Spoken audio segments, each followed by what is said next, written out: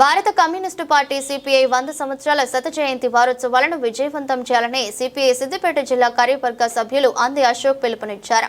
శనివారం చెర్యాల మండలంలోని వీరన్నపేట గ్రామంలో సిపిఐ ఏఐటియుసి కార్యకర్తల సమావేశంలో ఆయన మాట్లాడుతూ 1925 డిసెంబర్ 26న ఆవిర్భవించిన సిపిఐ తెలంగాణ రైతాంగ సాయుధ పోరాటానికి నాయకత్వం వహించి దున్నేవాడికే భూమి దక్కాలని 10 లక్షల ఎకరాల భూములను పేదలకు పంచిన పోరాటంలో 4500 మంది కమ్యూనిస్టులు ప్రాణత్యాగం చేసిన గొప్ప చరిత్ర సిపిఐ పార్టీకి మాత్రమే దక్కిందన్నారు.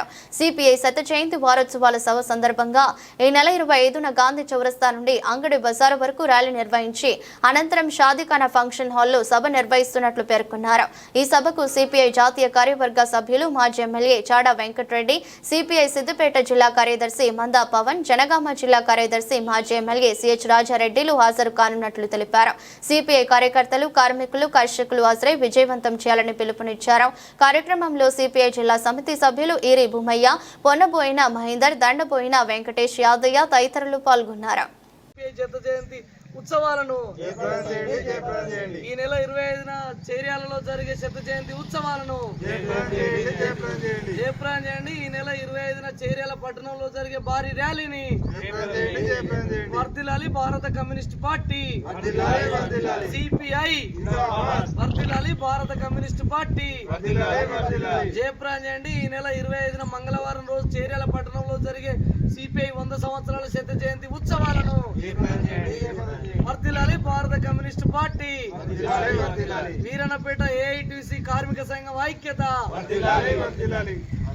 భూమి కోసం, ముక్తి కోసం, వెట్టి చాకరి విముక్తి కోసం నాడు భారత కమ్యూనిస్ట్ పార్టీ నేతృత్వంలో తెలంగాణ రైతాంగ సాయుధ పోరాటానికి పిలుపునిచ్చి దున్నేవాడికే భూమి కావాలని 10 లక్షల ఎకరాల భూములను పేదలకు వంచినటువంటి గొప్ప చరిత్ర భారత కమ్యూనిస్ట్ పార్టీ సిపిఐకి మాత్రమే దక్కిందని సందర్భంగా తెలియజేస్తాను. మరియు ఆ పోరాటంలో 4500 మంది కమ్యూనిస్టులు రక్త తర్పణం చేసి మరియు కార్మికుల రక్తంతో పుట్టిందే ఈరోజు ఎర్ర జెండా అని సందర్భంగా గొప్పగా చెప్పుకోవాల్సినటువంటి అవసరం ఉంది. 100 సంవత్సరాలు సుదీర్ఘమైనటువంటి పోరాటాలు, త్యాగాలు చేసినటువంటి చరిత్ర సిపిఐ పార్టీకే దక్కింది.